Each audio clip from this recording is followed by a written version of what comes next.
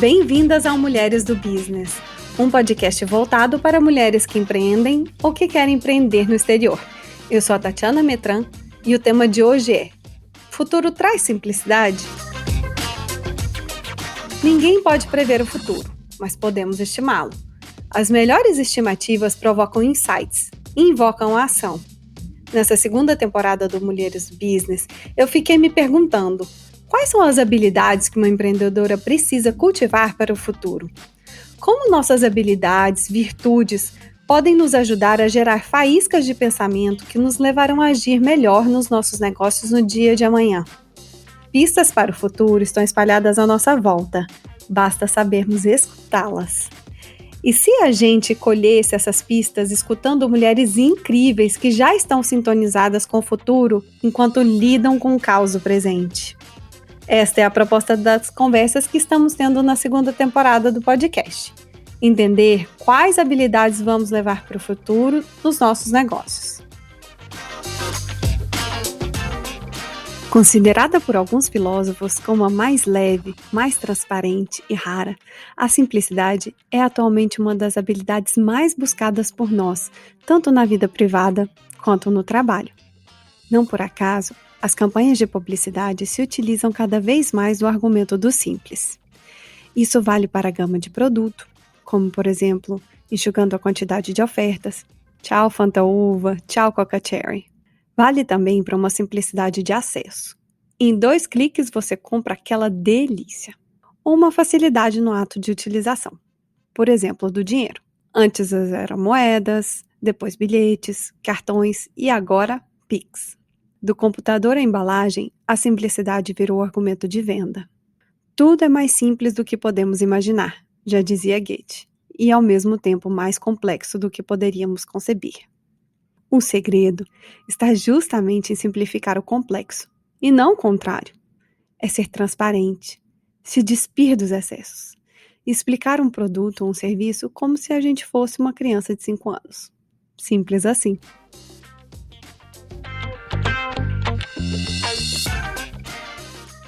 Para esse papo, eu convidei a Diana Costa. A Diana é mineira, formada em Direito pela Universidade Estadual de Maringá, no Paraná. Descobriu antes mesmo de se formar suas verdadeiras paixões: empreendedorismo, vendas e marketing. Morou no Paraguai, na Malásia, passou uma temporada na Rússia, rodou o mundo, ganhou experiência no ramo de marketing digital. Em 2018, resolveu se estabelecer na Austrália e abriu a sua Boutique Agency, onde presta consultoria de marketing para empresas e gerencia seus infoprodutos ligados ao Instagram. Dona de um par de olhos transparentes, das melhores analogias entre vida cotidiana e o business, mãe da personagem Elsa, a musa da abordagem fria, do Zé Palestra, o macho alfa que quer te ensinar como fazer teu serviço, e do Henry. Esse não é um personagem não, tá? É um verdadeiro mesmo, é um baby mais rolezeiro da Austrália. É uma honra para mim te dar voz, Diana. Seja muito bem-vinda. Muito obrigada, amiga. Estou muito feliz de estar aqui. Gostei muito da proposta do seu podcast, muito animada e assim, espero poder contribuir aí com as mulheres que estão buscando se inspirar em outras mulheres para empreender e que não se sentem prontas ou talvez não sintam que a jornada delas está sendo conduzida do jeito que elas gostariam. Então, espero poder ajudar aí nesse processo não só de simplificação, mas também de implementação, né? Vamos falar do business. Diana, conta um pouquinho mais sobre como você foi parar na Austrália e o que te levou a criar a sua agência de marketing digital. Essa história é muito longa, vou tentar simplificar o máximo que eu puder, mas essa história começa na minha evasão do direito. Formei no finalzinho de 2011 e já sabia naquela época que eu não queria exercer a profissão do direito. Eu sabia que era uma profissão muito bonita, tinha muito para oferecer para mim, mas eu pessoalmente não estava me vendo naquilo. Eu percebi que eu tinha feito a escolha errada. Por motivos errados, principalmente. E, naquela época, a alegria que eu tinha na minha vida era o trabalho que eu fazia na ESEC, que era uma organização sem fins lucrativos que desenvolvia habilidades de liderança em jovens, através do processo de intercâmbio internacional. Aí o trabalho que eu fazia especificamente era o trabalho de vendas. Então eu ia em empresas e vendia para essas empresas a oportunidade de trazer um trainee internacional para trabalhar lá dentro da empresa. E aí eu cuidava da experiência desses trainees internacionais que vinham. Então mostrar o Brasil para eles, mostrar a cultura brasileira para eles, inseri-los na cultura, fazer com que eles tivessem uma boa experiência. E aí, quando eu formei, me encontrei nessa encruzilhada, né, de decidir o que eu vou fazer da minha vida. E nessa, um colega da ESEC me falou que ele estava abrindo a ESEC no Paraguai. E aí ele me falou que ele precisava de uma pessoa com meu perfil, e eu topei, né? Fui para Assunção começar a ESEC no Paraguai com esse rapaz e mais 2 moças, né? O time de 4 pessoas aí. Aí começa a minha jornada empreendedora de verdade, eu acho, sabe? Apesar de não ser a minha empresa, não era meu nome, a minha marca, um produto que eu criei, foi a minha primeira experiência com o empreendedorismo, que foi começar do zero, o que seria o equivalente a uma franquia, eu acho. De lá eu fui para Malásia trabalhar na Mindvalley, que foi uma empresa que me recrutou de dentro da ESEC, e aí foi lá que eu aprendi sobre marketing digital de verdade, né? Gerindo um ecossistema gigante de marketing digital, muitas marcas diferentes, muitas redes sociais diferentes, que era algo que no Paraguai eu não tive essa experiência, né? Era só uma marca e tudo era feito meio assim, no improviso, né? Na Mindvalley a gente tinha uma gama de recursos enorme, um grande ecossistema, então muita possibilidade. Grande parte da fundação de marketing que eu tive na minha formação aconteceu aí nesse tempo de Mindvalley. E aí, como um processo natural que acontece, né? Eu já estava na hora de sair da Mindvalley, da estrutura empresarial e começar algo meu. Eu comecei como freelancer, então, né? Buscar clientes individualmente por conta própria. E trabalhei com esses clientes, assim, poucos clientes simultaneamente. Então, eu não era uma agência, né? Eu era uma eugência. Por boa parte aí de 2017, 2018, eu fui uma eugência. Em 2018, no meio do ano, foi quando a gente mudou aqui para a Austrália, que é onde meu marido nasceu aqui. A gente mudou para cá para poder estar mais perto de família. E aí que eu comecei, com essa tranquilidade de estar fixa em um lugar só, a captar mais clientes e conseguir trabalhar com mais clientes ao mesmo tempo. Muitos desses clientes eram agências também, então gerindo muitas marcas para cada cliente foi quando eu realmente aprimorei as minhas metodologias aí de gestão de conteúdo, criação de conteúdo, que hoje eu ensino para os meus alunos, né, que é como criar conteúdo de forma mais ágil, sem perder tempo, mas ao mesmo tempo falando com precisão com a sua persona. E assim, começando a trazer o dia a dia da sua persona, de quem você serve, para a sua vida, de modo que criar conteúdo vira um processo completamente orgânico e natural. Sem que isso tenha que ser um fardo. Diana, escutando você falar sobre isso e sobre o seu business, eu vejo muito a questão da simplicidade exatamente nesse ponto aí, de você tornar a vida das pessoas mais simples, sem que a criação de conteúdos fosse um fardo para elas. O que é simplicidade para você? Simplicidade para mim é presença. Presença no momento. Porque eu acredito que eu, pessoalmente, e a grande maioria de nós, não tendemos à simplicidade. A gente tende a complexidades desnecessárias. No meu caso, né, eu penso muito nisso quando eu estou ensinando os meus alunos, como que eu posso simplificar esses processos. É você encontrar analogias, encontrar exemplos do dia a dia que essa pessoa possa usar, que sejam transferíveis do dia a dia delas para a realidade do que a gente está tentando alcançar com esse processo de educação, né? Então, esse processo de simplificação nada mais é do que um processo de presença, de parar no momento que você está e não fazer nada no automático, entendeu? É você parar e observar o que você está fazendo. E nesse processo de observação, você pensar, isso aqui pode ser feito sem essa complexidade X ou Y que eu estou adicionando? Pode ser feito de forma mais rápida ou de mais fácil entendimento? E aí tem aquela simplicidade da pessoa simples, né? A pessoa acessível, que é um negócio que, pelo menos em Minas, a gente usa muito essa expressão, né? A pessoa, ela é muito simples. Não é que a pessoa não tenha complexidades na personalidade dela, nem nada disso, mas é aquela pessoa que é humilde, né? Então, sempre que as pessoas me falam em simplicidade, a palavra humildade vem junto para mim. Porque eu cresci em Minas, e em Minas é quase um sinônimo, né? Simplicidade e humildade vêm de mão dada. E para você, por que a gente deveria considerar a simplicidade como uma habilidade do futuro?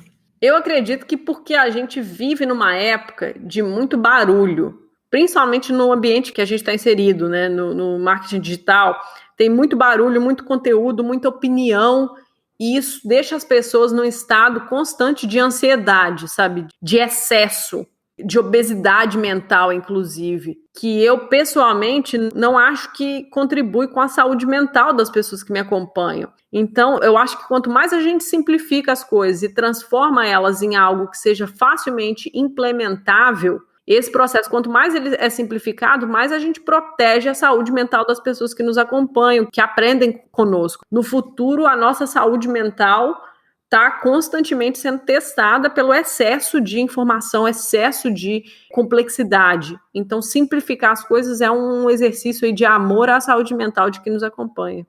Você já está fora do Brasil há quase 10 anos, morou em vários países diferentes. Essas experiências, elas tornaram você uma pessoa mais simples ou mais complexa? Eu acho que elas tornaram mais complexa a minha apreciação pelas nuances do ser humano, né? Pelas nuances das pessoas, da personalidade delas. Eu acho que eu era uma pessoa muito mais maniqueísta. Eu achava que a pessoa é boa, ela é uma pessoa ruim. Então eu entendi melhor, um pouco melhor as complexidades das pessoas. Você pode ter feito algo ruim e ser uma boa pessoa. Então esse entendimento foi um entendimento de complexidade que veio dessa experiência internacional. Mas a simplicidade que veio dessa experiência internacional foi a de saber que eu só preciso de mim. Eu posso perder tudo, eu posso perder todas as minhas coisas, mas o que eu carrego na minha cabeça, o que eu carrego comigo, o conhecimento, a experiência, o quilômetro rodado, a vivência, com isso eu posso construir tudo de novo. Aquela ideia de vão-se os anéis e ficam os dedos, né? Se você, a sua memória dos aprendizados que você teve, das vivências que você teve, estiverem intactos, você reconstrói tudo que você perde, e isso é muito libertador. É o aspecto da simplicidade que liberta a gente, né? Da necessidade de acumular, de se apegar a bens materiais, enfim. Você é bastante ativa nas redes sociais, sobretudo no Instagram, né? Você falou da sua rede, que é o Brasileiras Empreendendo, que é um super sucesso. E eu vejo que você utiliza muito uma linguagem que é muito simples, muito direta na sua comunicação, tem um olhar crítico, mas muito bem-humorado sobre as situações desagradáveis que a gente enfrenta enquanto empreendedor. Além dessa da sua forma de comunicar, que é justamente, ela é muito, muito rica e muito simples, onde mais a sua simplicidade pessoal se traduz no seu business?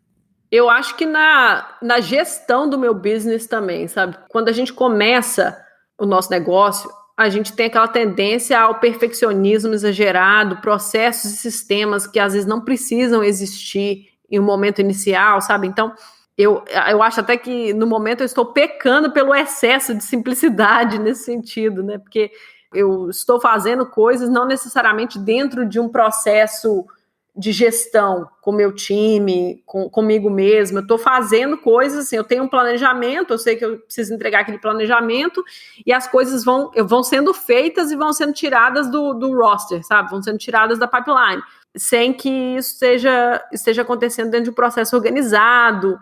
Toda a experiência de gestão que eu tive dentro da Exec, que era uma experiência bem complexa, de passos que precisam ser seguidos para fazer uma boa gestão, etc., eu limpei muito disso no meu processo de gestão do meu time e dos processos que a gente precisa executar dentro do Brasileiros Empreendendo, com os cursos, etc. Então, nesse sentido, eu acho que menos softwares, menos planilhas, menos tudo. Foi o processo de simplicidade, de simplificação, de cortar realmente. Menos é mais. E assim, quanto menos documento, menos reunião, menos coisa desnecessária, mais a gente alcança e mais a gente está se focando em atividades que realmente movem o ponteiro do nosso negócio.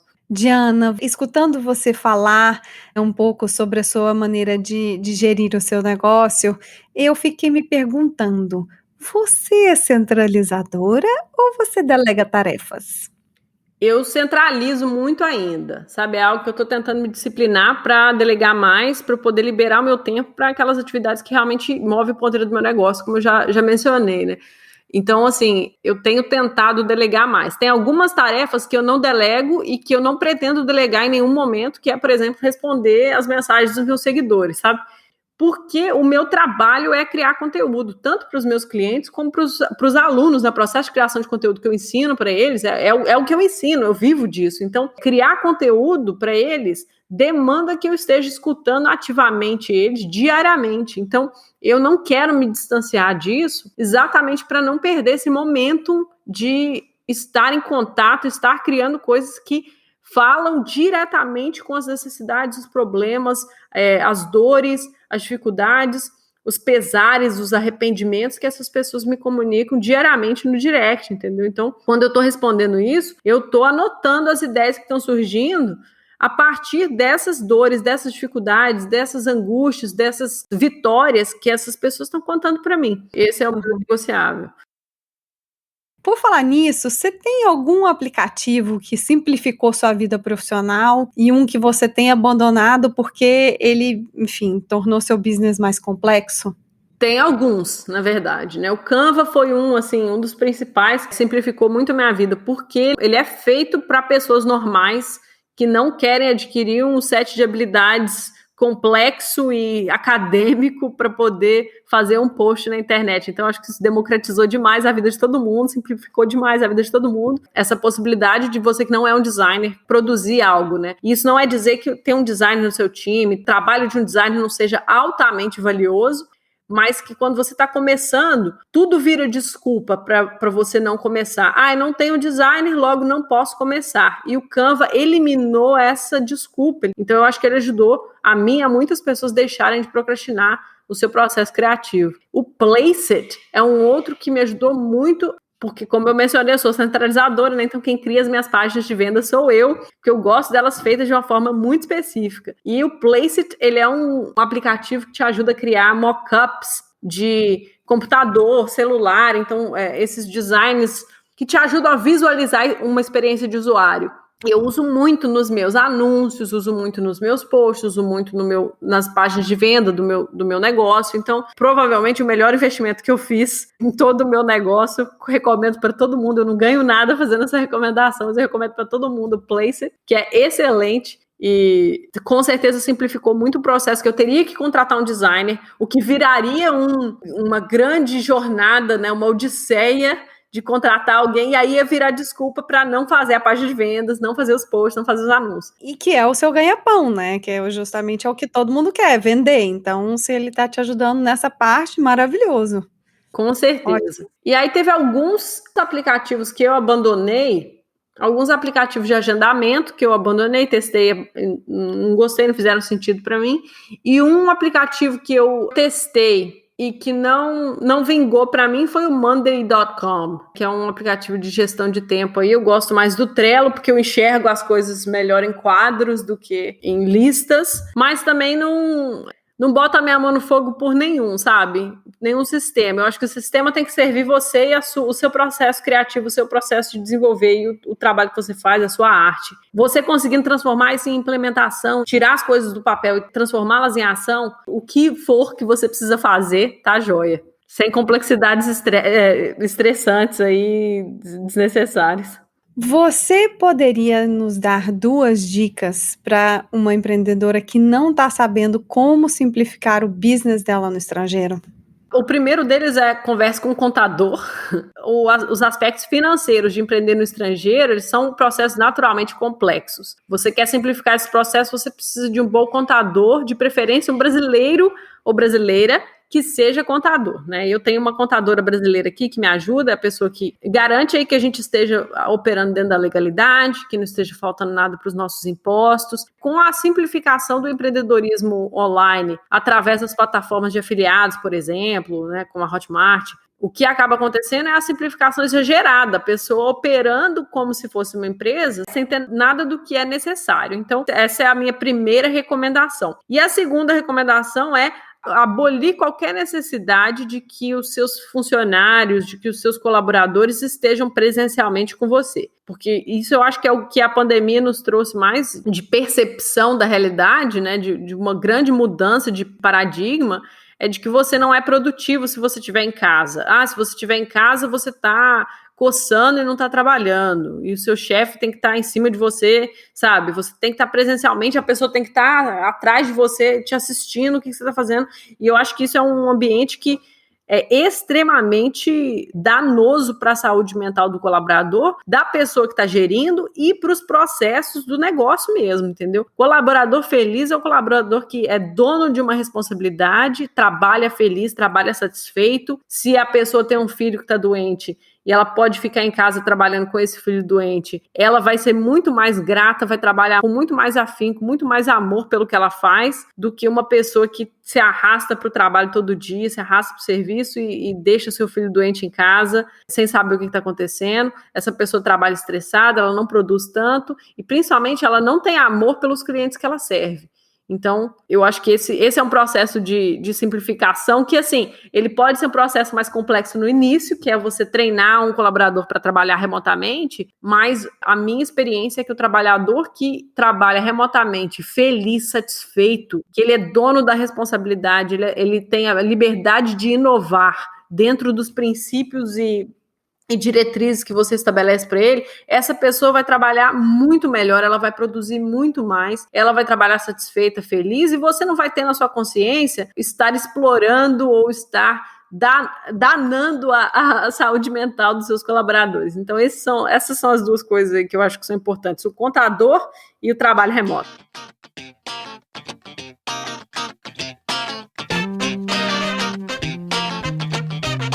A gente passa agora para o último bloco, We Mind Your Business. Diana, esse quadro é fixo, onde a gente faz um bate-bola de perguntas idênticas e respostas rápidas para todas as convidadas. Tá preparada? Não, tô nervosa, mas vamos lá.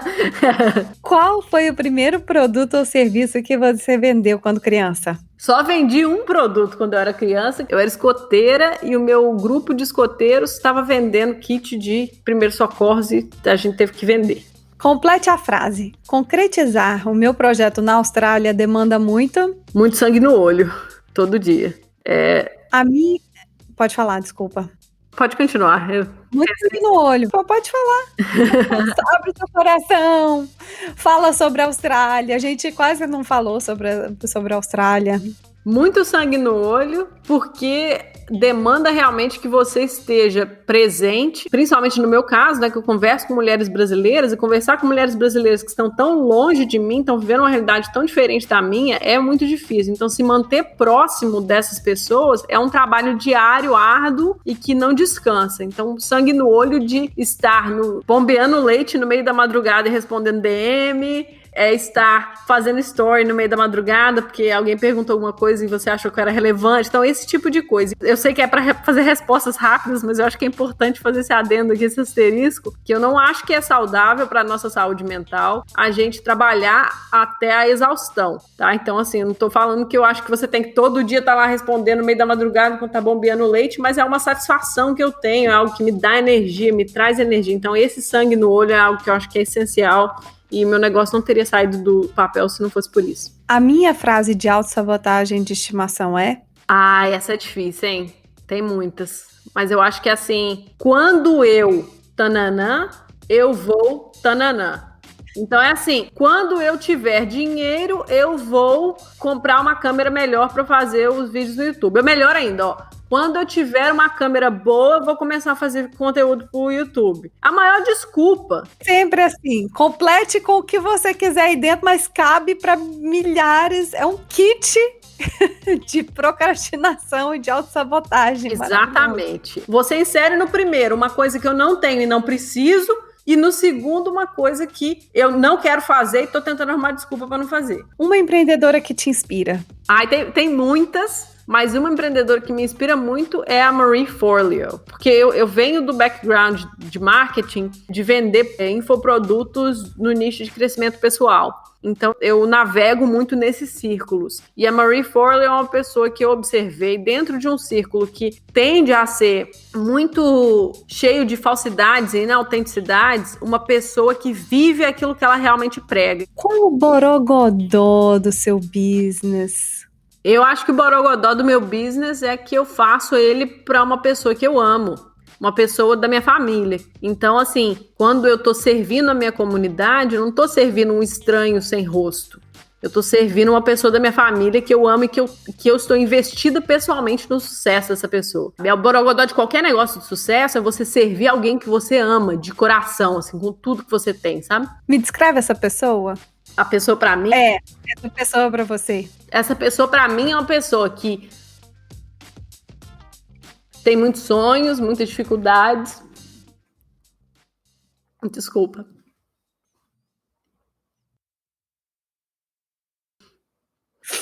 Essa pessoa, pra mim, eu até me emocionei aqui agora, mas essa pessoa, pra mim, ela é uma pessoa que viveu com muita dificuldade, foi injustiçada em muitos momentos, foi tratada como se ela valesse menos. Ela é uma mulher de muita garra, apesar de eu não achar que ela deveria ter que ser, ela é. E ela merece muito mais do que ela conseguiu até agora, sabe? E então o processo de educá-la é um processo de serviço que dá significado para minha vida, sabe? É um processo que eu honro diariamente porque eu acredito que é um processo que liberta essa mulher de uma vida de mediocridade que foi imposta a ela por uma sociedade que a trata como se ter filhos a transformasse em alguém que não merece ter sucesso ou que está fadado ao fracasso, fadado à mediocridade. Uma sociedade que a trata como se, por causa da identidade de gênero dela, ela tem que estar cuidando de filho e cuidando de casa e patrocinando os sonhos dos homens que disso tiram vantagem. Então, essa é a mulher que eu sirvo. Ela precisa que tudo seja muito simplificado para ela, porque a gente ainda não chegou num ponto em que ela consegue viver o seu potencial pleno por causa do barulho que é a vida dela. Literal, entendeu? Barulho de criança chorando, de telefone tocando e de a comida derramando no fogão, entendeu? Essa mulher, o marketing que eu faço, que eu ensino, ele tem que ser entendível para essa mulher com criança gritando no fundo, entendeu? Quando eu penso nessa mulher, eu penso na minha tia. E é isso, eu não queria me emocionar, não, mas é muito difícil para mim falar disso sem me emocionar de verdade, porque eu não tive a oportunidade de ajudar minha tia, não deu tempo. Ela faleceu antes que eu tivesse a oportunidade de fazer alguma coisa por ela. Mas é nela que eu penso, sabe? Não se desculpa, não. Vocês entenderam, mulheres do business, por que eu queria trazer a Diana para falar sobre simplicidade? É sobre isso, Brasil. É muito linda essa história, eu tô muito tocada. Obrigada por você ter compartilhado essa história. Para terminar aqui, eu já queria até encerrar, eu nem queria terminar esse bate-papo, porque, sabe, o que você diria para Diana que estava começando lá, que estava pegando a mala, indo para o Paraguai, decidida, nessa nova aventura que era morar fora? O que você diria para ela? Fale e fale alto e fale sem medo. Essa foi assim, foi um tema da minha jornada empreendedora, foi estar em ambientes que eu tenho certeza que você também viveu isso em algum momento, dominados por homens, e ver um homem pegar a minha ideia e tomar crédito por ela. Tomar crédito pelo meu trabalho, tomar crédito pelo tempo e quilômetro rodado que eu vivi. E assistir isso sem fazer nada, sem falar nada, sem permitir que isso estivesse acontecendo. Isso foi uma tendência e assim, eu acho que o universo vai mandando o que a gente precisa aprender, né? E ele vai mandando isso quantas vezes você precisar aprender. Então, isso aconteceu em todas as oportunidades de trabalho que eu tive. Todos os grandes clientes que eu tive, todos os grandes projetos, homens com personalidades dominantes e eu me silenciando quando dada a oportunidade de falar assim, não, pô, peraí, essa ideia aí é minha. Não, pô, peraí, quem fez isso daí fui eu. Não, pô, isso daí tá errado, não vou fazer isso daí não, você tá doido? Essas oportunidades que eu perdi de me posicionar, isso me conduziu muito à mediocridade que eu mencionei antes, sabe? Estar em um ambiente que eu me senti muito acuada por causa da energia dominante que eu não sinto que eu tenho, sabe? Eu sou uma pessoa que, se tiver muito essa energia perto de mim, eu tendo a encolher no canto e deixar as outras pessoas tomarem conta da situação, mesmo que eu tenha algo para contribuir. Então, o primeiro passo foi entender que eu tinha algo para contribuir, acreditar de verdade nisso e entender que eu preciso falar as coisas, eu preciso falar mais alto, sabe? Eu preciso e às vezes, assim, a minha forma de fazer isso é com sarcasmo, com a ironia e com o humor. E o Zé Palestra é um bom exemplo disso daí. Ele é a catarse daquela experiência de estar em ambientes muito dominados por homens que eu sinto hoje que não eram tão competentes quanto eu e que voluntariavam a sua experiência, a sua voz, a sua opinião sem nenhum medo. Voluntariavam a sua, muitas vezes, ignorância sem nenhuma preocupação em estar sendo ignorante, enquanto eu, cheio de dedicação, de estudo, de experiência, lá assim, mas será que eu falo? Que não faz nenhum sentido. Então, se eu tivesse que dar um conselho só, seria esse. Fala alto, fala a verdade, sem medo. Levanta e fala. Diana, obrigada. Imagina, amiga. Eu que agradeço. Obrigada pelo seu tempo. Obrigada pela sua disponibilidade. Eu fico muito feliz que eu ganhei o prêmio Elsa da abordagem fria. Ganhou o prêmio Elsa da abordagem fria. Mas a sua não foi abordagem fria, né, amiga? Você fez o jeito certo, né? Eu tô muito feliz que a gente conseguiu bater esse papo. Me emocionei junto, chorei junto. Eu tenho certeza que esse nosso papo vai reverberar aí nesse mundão afora. E eu tenho certeza que você vai continuar inspirando tantas mulheres como você me inspira. Você me inspira muito, Diana. Eu tô muito feliz. Fico honrada. Tô muito feliz de ter você aqui, viu? Muito obrigada, fico muito honrada. Peço desculpa aí, me emocionei. Não sei quanto da conversa você vai conseguir usar, né? Se fez sentido, mas espero que tenha feito sentido. E é de coração e estou à disposição aí para outras mulheres que queiram aprender um marketing um pouco mais simplificado, que estão aí, não sentem que estão vivendo o pico do seu potencial, que é uma jornada na qual eu também estou inserida e estou à disposição. Obrigada. No próximo episódio, a gente bate um papo sobre empatia com a designer brasileira morando em Portland, Stephanie Medeiros. Eu sei que dá vontade de guardar esses encontros num potinho, mas desarracha essa tampa e sai espalhando essa belezura por aí. Aposto que você tem uma outra amiga empreendendo ou morando no exterior com quem você vai querer compartilhar o nosso podcast. Que tal se você mandasse o link para ela pelo WhatsApp ou pelas suas redes sociais? Assim a nossa rede não vai parar de crescer nunca. E não se esqueça que lá na nossa conta do Instagram, @mulheresdobusiness, a gente posta informações, os highlights relacionados aos episódios do podcast e também notícias relacionadas ao mundo do empreendedorismo feminino no mundo todo. Tchau, Mulheres do Business. Vou ali enxugar as lágrimas que teimaram em cair nesse episódio de hoje. Oh, meu Deus, que lindeza!